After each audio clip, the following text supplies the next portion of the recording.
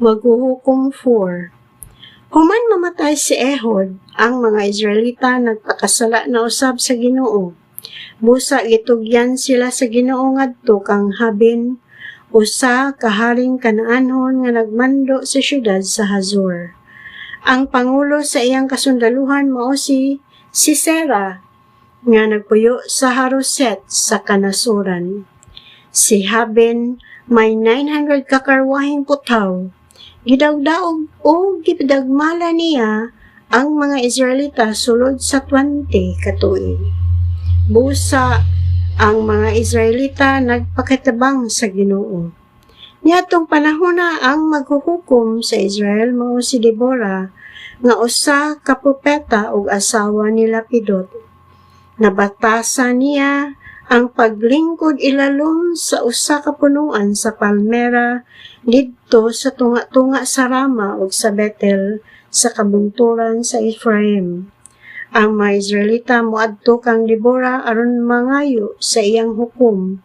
Unya gipakuha ni Deborah si Barak nga anak ni Abinoam nga taga syudad sa Kades sa Naphtali ug giingnan, ang Ginoo nga Dios sa Israel nagsugo kanimo sa pag-adto sa bukid sa Tabor ug sa pagdalag 10,000 ka tawo nga sakop sa mga banay ni Naphtali ug Zabulon. Dadon sa Ginoo si Sisera, ang pangulo sa kasundaluhan ni Habin, aron makigubat kaninyo sa suba sa Kison.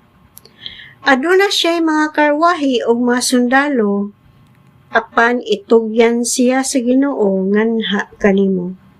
Si Barak miingon kang Deborah, muadto lamang ako kun mukuyog ka. Si Deborah mitubag, hala, mukuyog ako, apan dili maimo ang dungog, kay si Sisera itugyan ngadto sa usa ka babaye.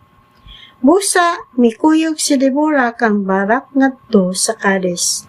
Gitigom ni Barak ang mga banay ni Zabulon ug Naphtali ngadto sa Kades ug 10,000 ka tawo ang miuban kaniya.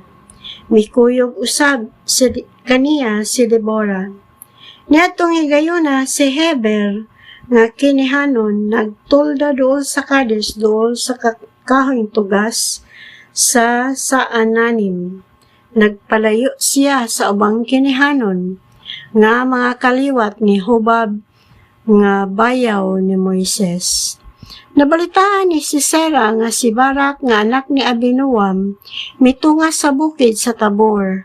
Busa gitigom dayon niya ang iyang 900 kakarwahi ug ang tanan niyang mga tawo ug mibiya gikan sa Haroset sa kanasuran paingon sa suba sa Kison. Ug miingon si Deborah kang Barak, dasdas, mao kini ang adlang padag-on ka sa Ginoo batok kang Sisera. Ang Ginoo nag-una kanimo. Busa milugsong si Barak sa bukid sa Tabor uban sa iyang 10,000 kasundalo.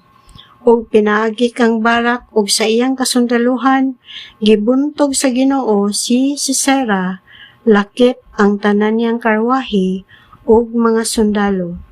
Nanaog si Sisera sa iyang karwahi ug midagan.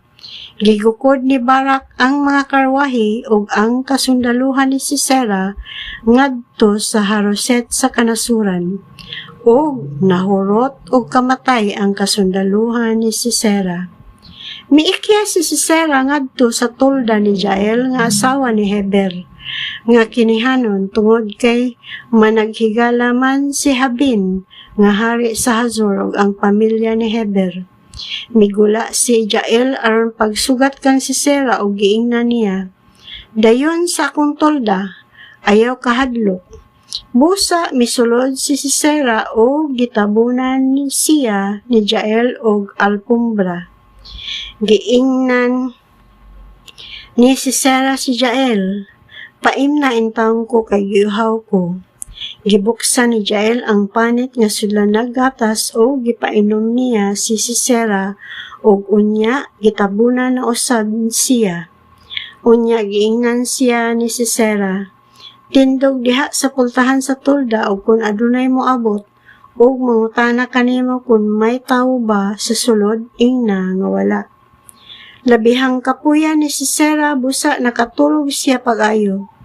Unya mikuha si Jael og martilyo og ugsok sa tolda og mihinay siya pagduol og gidoktok niya ang ugsok ngadto sa kilid sa ulo ni Sisera. Milapos ngadto sa yuta ang ugsok ug namatay si Sisera. Sa pag-abot ni Barak nga nangita kang Sisera, gisugat siya ni Jael og giingnan, dali nga ri. Ipakita ko kanimo ang tawo nga imong gipangita. Busa misulod siya og didto sa yuta nagbuy-od si Sisera nga patay na nga gilagbasan sa ugsok ang iyang ulo. Niadtong adlaw gihatagan sa Dios og kadaugan ang katawhan sa Israel batok kang Habin nga hari sa Kanaan. Nagpadayon pagdasdas ang mga Israelita batok kang Habin hangtod nga nabuntog nila siya sa hingpit.